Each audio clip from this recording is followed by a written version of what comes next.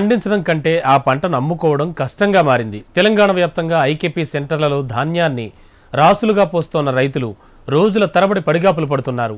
ధాన్యం కొనేవాళ్లు లేక అష్టకష్టాలు పడుతున్నారు. మంత్రి ఆదేశాలు సైతం పనిచేయకపోవడంతో కరీంనగర్, ఆదిలాబాద్, పెద్దపల్లి, మంచిర్యాల జిల్లాల్లో అన్నదాతలు కన్నీటి పర్యంతమవుతున్నారు.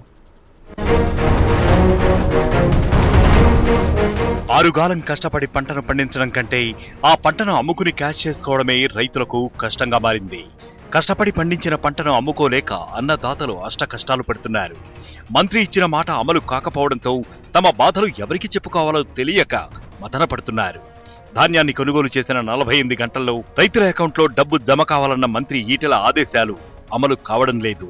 దాంతో కరీంనగర్, ఆదిలాబాద్, పెద్దపల్లి, మంచిర్యాల జిల్లాల్లో అన్నదాతలు మనోవేదనకు గురవుతున్నారు. ధాన్యాన్ని దించాలంటే లంచం, తూకం వేయాలంటే లంచం, చివరికి అమ్ముకోవాలన్నా లంచం ఇవ్వాల్సిందే.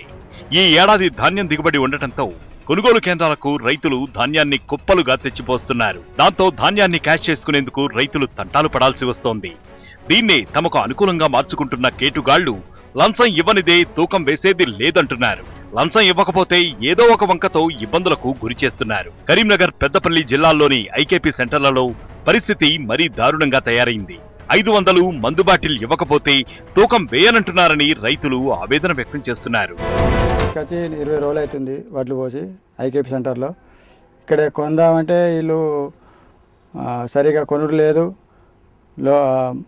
20 రోజుల నుంచి పోసుకొచ్చినాం. ఇక్కడ తాడిపత్రి లేదు, వర్షం పడుతుందని భయంగా ఉన్నది. ధాన్యంతో ఐకేపీ సెంటర్లకు వస్తున్న రైతులు తమ వంతు కోసం రోజుల తరబడి అక్కడే పడిగాపులు పడాల్సి వస్తోంది.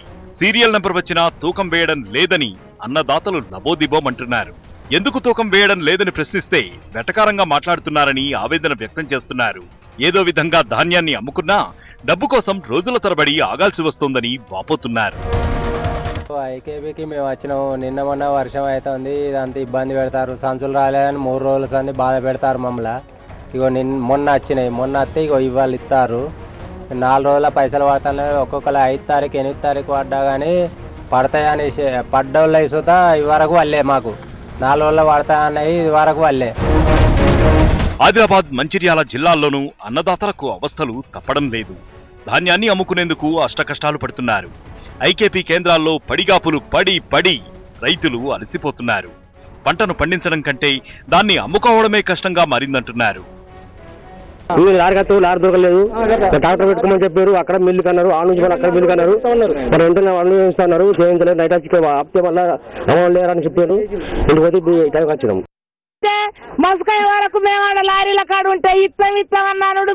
మీకెక్కడి అమ్మ లారీలు లేవేమి లేవని కథ వెళ్ళగొట్టుడు. మేము పొద్దున్నరక ఉండి 2ంటికి మేము ఇంటికి వస్తుడు. మాకు ఒక్క లారీ కూడా ఇచ్చేది లేదు. మమ్మల్ని ఎవరు పట్టించుకుంటలేరు. ఒకవైపు ఐకేపీ సెంటర్లలో పడిగాపులు పడుతూనే మరోవైపు వర్షాలు కురుస్తూ ఉండటంతో ధాన్యం తడవకుండా కాపాడుకోవడానికి అన్నదాతలు అష్టకష్టాలు పడుతున్నారు. ప్రభుత్వం, అధికారులు స్పందించి ధాన్యం కొనుగోలుకు చర్యలు తీసుకోవాలని, అదేవిధంగా కొనుగోలు చేసిన 48 గంటల్లో డబ్బు అందించేలా చూడాలని మొరపెట్టుకుంటున్నారు.